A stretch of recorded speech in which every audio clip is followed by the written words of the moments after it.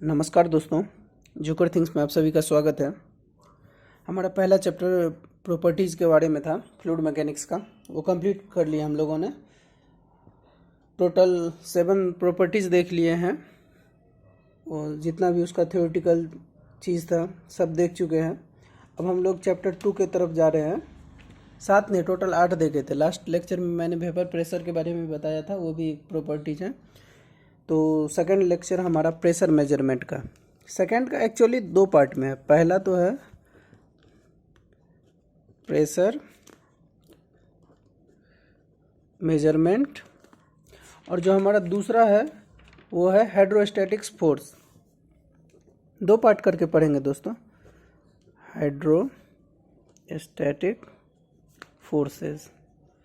ठीक है दोस्तों, तो पहले हम ए से चालू करते हैं कि हमारा जितना प्रेशर मेजरमेंट है वो क्या है, कैसा है, क्या फार्मूले है, क्या करना पड़ेगा पढ़ने के लिए। ठीक है दोस्तों, तो चलिए अपना पहला चैप्टर शुरू करते हैं, फ्लूइड स्टैटिक्स का प्रेशर मेजरमेंट। ठीक है, तो पहली बात तो प्रेशर क्या है। प्रेशर क्या है दोस्तों? कोहेसिव फोर्सेस, मतलब कंप्रेसिव फोर्सेस है। कोहेसिव नहीं बोलेंगे, कंप्रेसिव फोर्सेस है। कोहेसिव भी कंप्रेसिव फोर्स का ही एग्जांपल है, क्योंकि कोहिजन इन सिमिलर में कंट्रैक्शन का फोर्स लगता है, तो वो दोनों एक दूसरे को अंदर की ओर खींचते हैं, तो वो भी हमारा कंप्रेशन फोर्स ही है। Pressure is always comprehensive in nature and it's shown by a point on mode diagram. देखिए, मोड डायग्राम सॉम में आपने पढ़ा होगा। अगर प्रेशर टेंसाइल है तो इस साइड आएगा पॉजिटिव, लेकिन ये हमारा मतलब सिग्मा पॉजिटिव है तो इधर, और अगर वो प्रेशर के टर्म में है तो हमेशा इसके इस साइड आएगा, मतलब ऑलवेज कंप्रीहेंसिव इन नेचर। ये बात को दिमाग में डाल लीजिए दोस्तों कि प्रेशर इज ऑलवेज, मैं लिखता हूँ दोस्तों, pressure is always comprehensive in nature. ठीक है दोस्तों, प्रेशर हमेशा कंप्रीहेंसिव इन नेचर रहेगा। इसका मतलब फॉर्मूला नॉर्मली हम ये लिख सकते हैं, P equal to normal force upon normal area. ये हमारा नॉर्मल प्रेशर है। एक इंस्टेंटेनियस प्रेशर होता है वहाँ पे, क्योंकि देखिए दोस्तों, जब ये प्रेशर लगाएंगे तो धीरे धीरे धीरे धीरे ये जो एरिया है ये बड़ा होते जाएगा, अगर चिपकता जाएगा।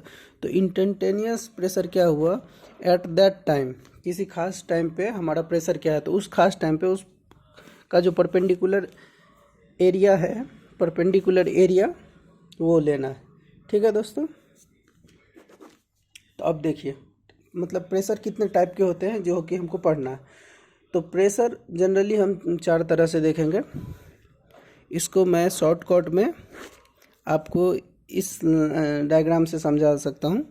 ये देखिए, ये है हमारा जीरो प्रेशर लाइन। ठीक है, इसको आप जीरो प्रेशर मान, मतलब इस लाइन पे प्रेशर जीरो है। ठीक है दोस्तों, अब देख लीजिए कि इस लाइन पे जीरो है एटमॉस्फेरिक प्रेशर। आपको पता होगा कि हमारे ऊपर एयर का दबाव है, मतलब जो हमारा एटमॉस्फेरिक है उसका प्रेशर का दबाव हमारे बॉडी पे पड़ता है, और उसी के कारण हमारा जो ब्लड प्रेशर है वो सारा कंट्रोल में रहता है।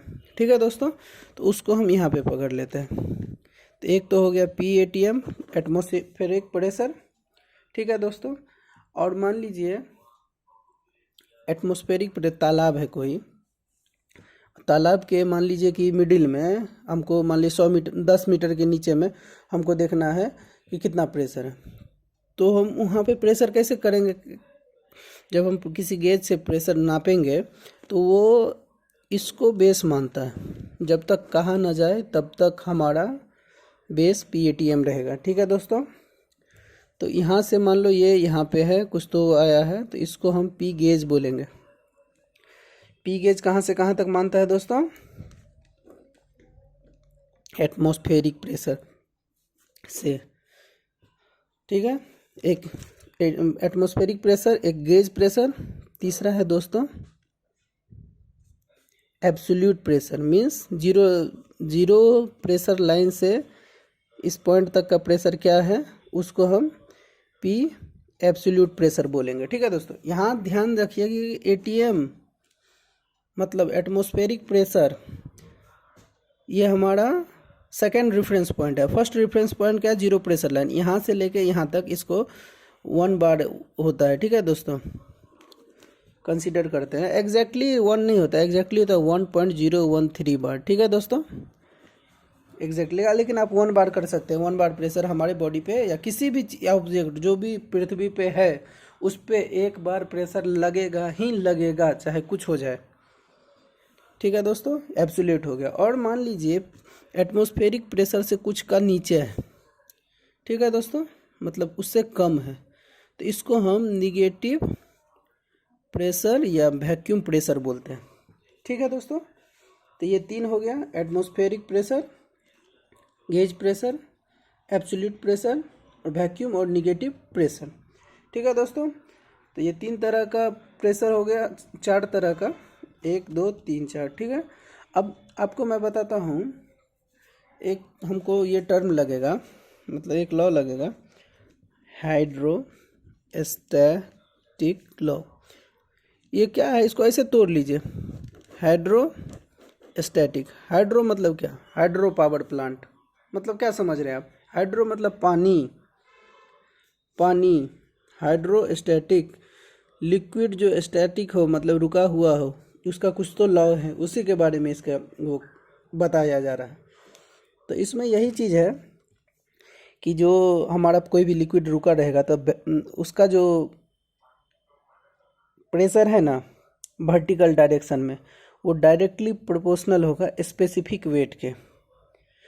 इसको मतलब एकदम सीबीएसई लैंग्वेज में बोले तो इस तरह से है कि the variation of pressure in a fluid is vertical direction is directly proportional to specific weight of that fluid.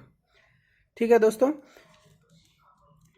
ये सब हमारा वाटर कॉलम के वाटर के लिए है। ठीक है, इसको हम ऐसे करके बोल सकते हैं दैट वेरिएशन ऑफ प्रेशर, ठीक है, इज डायरेक्टली प्रोपोर्शनल टू हमारा क्या है, स्पेसिफिक वेट। स्पेसिफिक वेट को ये करता है। अब इसको इस साइड ले आते हैं, इधर आपको दिख नहीं रहा है दोस्तों, यहाँ लिखता हूँ dp/d⍵, कांस्टेंट हटा के हम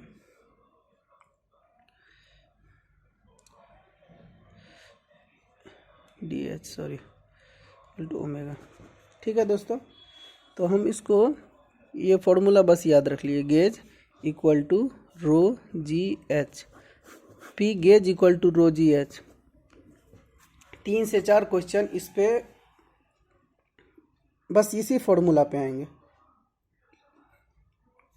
आपको बस ये अंडरस्टैंड करना है कि ये फॉर्मूला कैसे लगाएंगे। ये पहला फॉर्मूला, इसको आप 100% याद कर लीजिए।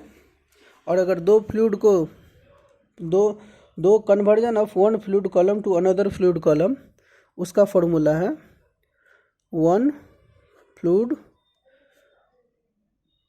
इसको ऐसे कर देता हूँ, इसको इधर से इधर या इधर से इधर अनदर। इसके लिए है रो 1, पहला फ्लूइड का अलग रो होगा, जी तो पूरे मतलब पृथ्वी पे एक ही है सबका, एच और हाइट दोनों का अलग होगा, मतलब ये दूसरा पहला फ्लूइड का, ये तो जी दोनों का सेम ही है और इसका एच अलग रहेगा। ठीक है दोस्तों, इसको हम ऐसे भी रो जी को S1 लिख सकते हैं, S1 H1 equal to S2 H2। ये क्या है, रिलेटिव अपना स्पेसिफिक वेट। ठीक है दोस्तों, तो हमारा ये फ्लूइड क्या होता है, हाइड्रोस्टैटिक्स लॉ क्या है वो बता दिया हूँ मैं। अब हम इस पे एक प्रेशर मेजरमेंट का कितने टाइप होते हैं वो देखेंगे नेक्स्ट लेक्चर में। पास्कल लॉ देखेंगे, हाइड्रोस्टैटिक्स पैराडॉक्स देखेंगे, पास्कल लॉ में ही आता है दोस्तों हाइड्रोस्टैटिक्स पैराडॉक्स, या पास्कल लॉ हम देख ही लेते हैं दोस्तों। उसके बाद different type of pressure measurement हम अगले लेक्चर में देख लेंगे। पास्कल लॉ, पास्कल लॉ क्या है, स्टैटिक्स फ्लूइड में ना जो प्रेशर होता है किसी भी पॉइंट पे वो इक्वली डिस्ट्रीब्यूटेड रहता है। ये मान लो हमारा स्टैटिक फ्लूइड है, यहाँ पे प्रेशर इक्वली डिस्ट्रीब्यूटेड होगा in all the direction. In a static fluid according to Pascal, the pressure at a point is equally distributed in all the direction। ठीक है दोस्तों, मीन्स क्या, कैसा भी ये रहने दीजिए, मान लीजिए ये सीधा है कोई तो पाइप, ठीक है, पानी भरा हुआ है, ये इसको ऐसे ऐसे करके है, ठीक है, और एक ऐसे करके है, इसमें भी पानी भरा है, इसमें भी पानी भरा है। ठीक है दोस्तों, अब हम आपको बताते हैं कि इस लाइन पे ये लाइन ए है, तो पी ए इसका 1 PA1 PA2 PA3 ये तीनों बराबर होगा। ठीक है, हाइड्रोस्टैटिक्स पैराडॉक्स मतलब वर्टिकल हाइट सेम है तो सेम प्रेशर होगा। ठीक है दोस्तों, ये हमारा हाइड्रोस्टैटिक पैराडॉक्स है, मतलब pressure is only depend on vertical height of the fluid not on the shape of container. इसको दिमाग में डाल लो। ठीक है दोस्तों, अब हम नेक्स्ट लेक्चर में देखेंगे प्रेशर मेजरमेंट। 3 तरह का होता है, एक सिंपल, एक मैकेनिकल गेज से नाप सकते हैं, एक सिंपल होता है जिसमें पीजियोमीटर वगैरह आता है, और एक डिफरेंशियल। ठीक है दोस्तों, फिर हमारा ये कंप्लीट हो जाएगा। उस पर इस पर बहुत सारे क्वेश्चन भी आते हैं लंबे लंबे, जो मेंस में आपको हेल्प करेंगे। तो यहाँ पे इस लेक्चर को ख़त्म करते दोस्तों, मिलते हैं फिर अगले वीडियो में। जय हिंद दोस्तों। मैं इस वीडियो में, पढ़ाई के वीडियो में आपको लाइक और शेयर करने के लिए इसलिए बोलता हूँ ताकि ये आसान भाषा में मैं बता रहा हूँ, तो शेयर करने से किसी का, तो जिसको समझ में ना आए ये सब मैं आराम से बताता हूँ तो समझ सकते हैं। और कोई डाउट क्वेरी हो तो आप कमेंट सेक्शन में बता सकते हैं। नए हैं तो सब्सक्राइब करें। जय हिंद दोस्तों, मिलते हैं फिर अगले वीडियो में।